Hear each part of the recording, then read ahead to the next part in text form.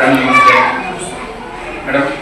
ನೀವು ಶಾಲೆಯ ಮುಖ್ಯೋಪಾಧ್ಯಾಯರಾಗಿದ್ದೀರಾ ಮೇಡಮ್. ನಿಮ್ಮ ಹೆಸರು ಲೀಲಾವತಿ ಜಿ ಎಂ ಅಂತ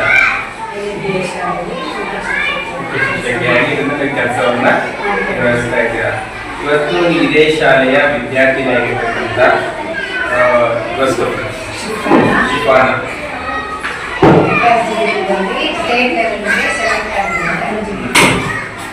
ಸೊ ಈಗ ತುಂಬಾ ಹೆಮ್ಮೆ ಆಗ್ತಾ ಇದೆ. ನಮ್ಮ ಸ್ಕೂಲಿಂದ ಮಗು ಹೆಸರು ಮಾಡಿದ್ದಾಳೆ, ಇಡೀ ಸ್ಟೇಟಲ್ಲೇ ಡಿಸ್ಟಿಕಲ್ಲೇ ಮಗು ಹೆಸರು ಮಾಡಿದ್ದಾರೆ ಅಂದರೆ ನಮ್ಮ ಸ್ಕೂಲಿಗೆ ಬಂದರೆ ನಮಗೂ ಹೆಮ್ಮೆ. ಎಲ್ಲ ಟೀಚರ್ಸು ಎಲ್ಲ ಆಡಳಿತ ಮಂಡಳಿಯವರು ತುಂಬ ಖುಷಿ ಆಗ್ತಾ ಇದೆ.